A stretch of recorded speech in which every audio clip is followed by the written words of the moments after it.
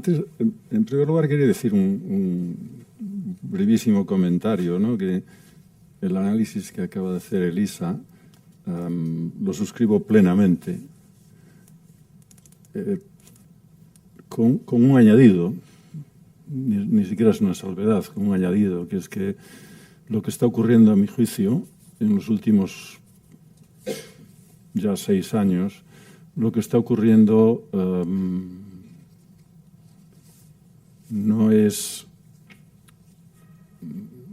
la enfermedad, es solo un síntoma de la enfermedad.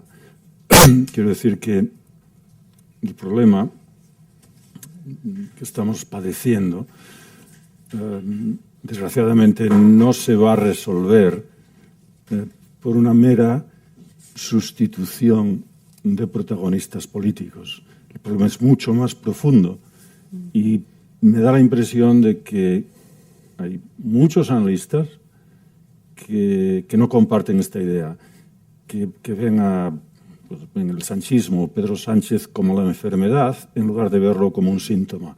Yo lo veo como un síntoma y, por lo tanto, si me permiten, pues sería todavía más pesimista. Se me ha pedido que hable de tecnología, empleo, educación. Miren,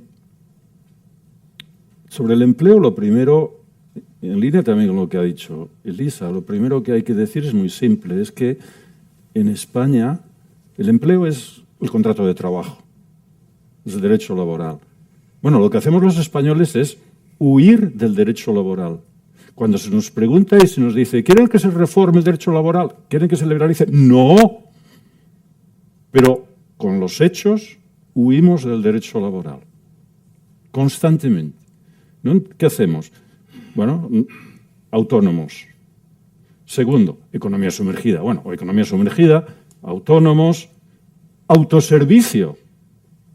O sea, en España es prácticamente imposible tener a alguien empleado para que llene el depósito de gasolina, incluso en las low cost.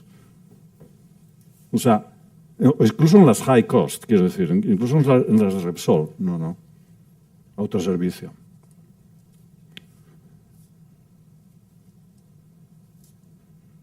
Tenemos, en última ocasión, lo que tenemos es una tasa de desempleo, creo que la más alta de Europa, por debajo de Malta o no sé qué, algo por el estilo.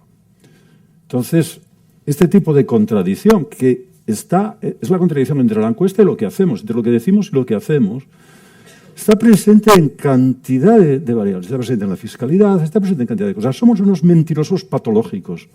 O sea, no es solo el presidente del gobierno el que miente. Entonces, claro, nos vamos al paro, ¿no? Tenemos una tasa de paro la que tenemos. Lo resolveríamos con la educación, si querría resolver, sería la abrelatas de la educación.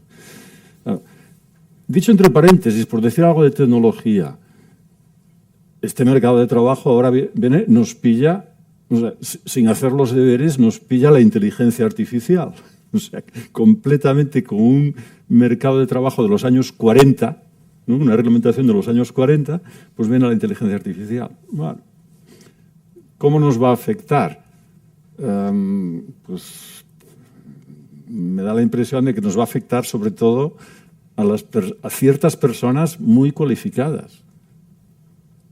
O sea, la inteligencia artificial, lo que, a diferencia de todos los cambios tecnológicos anteriores, porque lo que había ocurrido con el cambio tecnológico hasta ahora es que abarataba la fabricación de relojes, pero claro, el corte de pelo seguía costando lo mismo, porque no había manera de mejorar la productividad del corte de pelo. Bueno, un poquito, con una maquinita eléctrica, pero poquito. Entonces, claro, los relojes cada vez se abarataron más, o las computadoras se abarataron respecto a los cortes de pelo, de la enfermedad de los costes de bemol. Esto ha presidido los últimos 150, 200 años, 300 años de economía. Con la inteligencia artificial no ocurre eso. Con la inteligencia artificial, las funciones cuya productividad aumenta más son abogados, jueces, notarios, registradores de la propiedad, profesores de universidad, diseñadores gráficos, etc.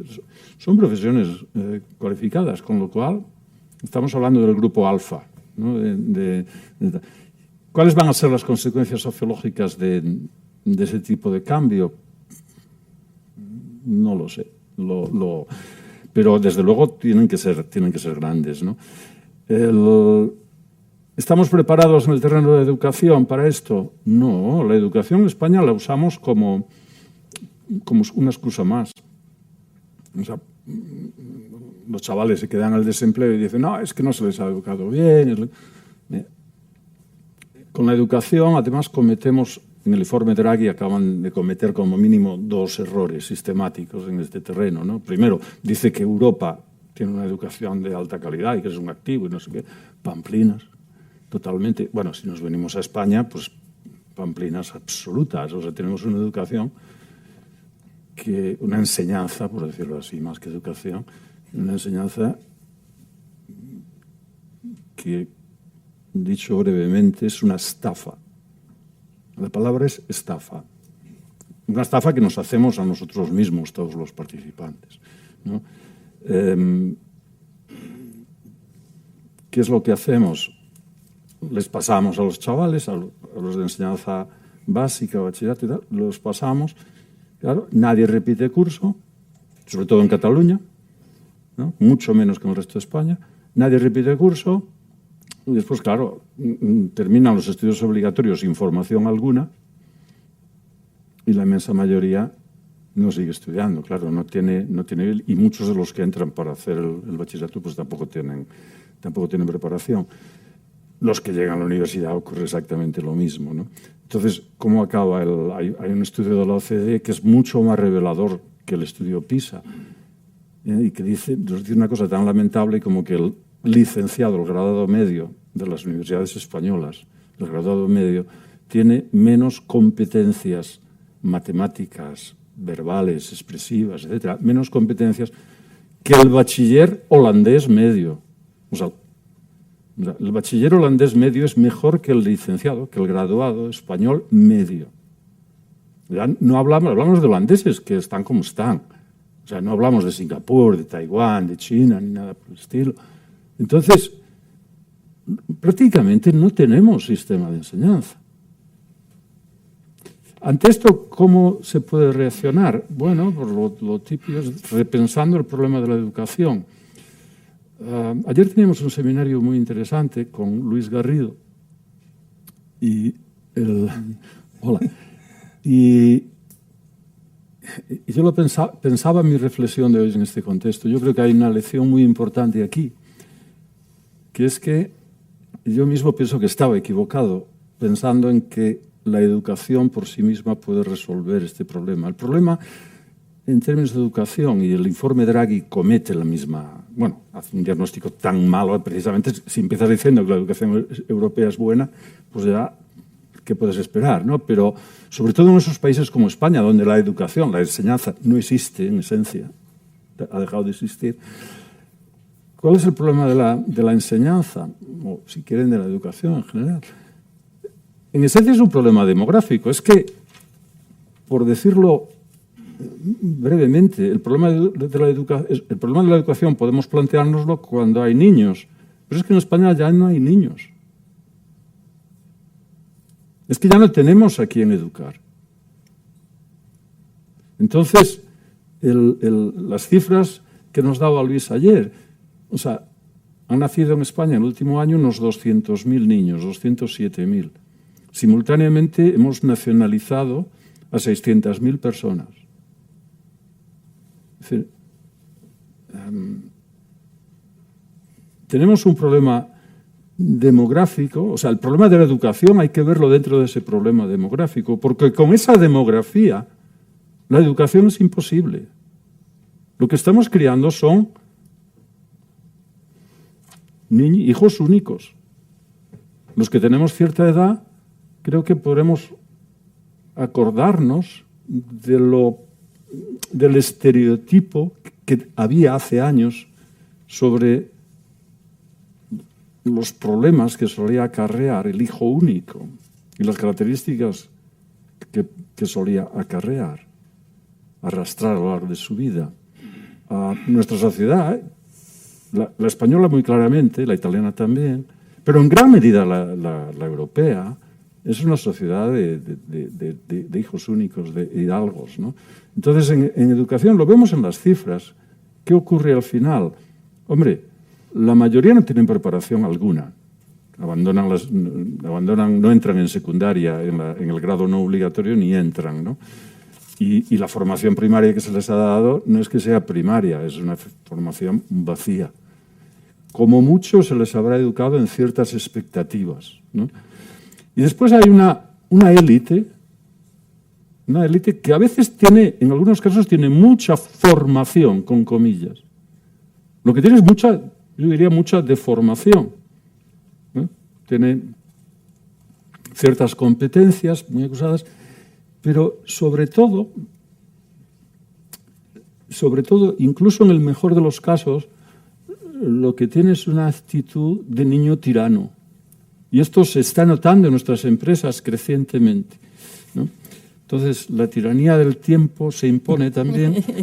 Y les iba a hacer una reflexión, pero lo dejaremos para más tarde. No, por favor, concluya, por favor. O sea, estamos viviendo un mundo feliz, pero los betas sabemos cómo son, y para mí son una esperanza. La esperanza son los betas. La esperanza son esos inmigrantes. Yo estoy teniendo un porcentaje, por ejemplo, de alumnos chinos nacidos en España muy potente. Ahora, los que me dan mucho miedo son los alfas. Entre mis alumnos tengo muchos alfas de estos, porque son educados en ese régimen de tiranía. Pero bueno, termino. No quería decir una cosa, creo que importante, si me permites, Vicente, que era que este libro que les invito a leer y que quiero agradecer a Víctor y a la Fundación la oportunidad de haber participado en, creo que, si conté bien, 5 de las 8 sesiones, ¿no? Y para mí fue una experiencia magnífica para avanzar mis reflexiones sobre muchas de estas cosas, ¿no? Entonces, precisamente me ha pillado esta semana leyendo en el informe Draghi, tratando de escribir algo sobre el informe Draghi, cosa difícil porque, claro, hace un informe de 400 páginas. Y veía el contraste, porque, claro, Draghi es la última versión del viejo despotismo ilustrado. Nada más que eso. Tiene la solución, o cree tener la solución, hacer el diagnóstico y tener la solución. Víctor nos propuso hace ya casi 10 años una aventura totalmente distinta, que es dialoguemos los diferentes, dialoguemos y tratemos de avanzar nuestra manera de pensar. Y esto me parece como método muy valioso. Es totalmente lo opuesto a la fórmula Draghi, ¿no? Entonces, creo que necesitamos repensar, yo diría que lo que necesitamos repensar sobre todo es ese mito de la economía social de mercado, ¿no? Que si quieren verlo de forma optimista o positiva, necesitamos repensar sus fundamentos, pero sospecho que si no lo hacemos, pues simplemente nos estamos suicidando, ¿no? Como civilización europea, ¿no? Pero gracias, Víctor, por la plataforma, ¿no? de que ha sido muy útil. Muchas gracias.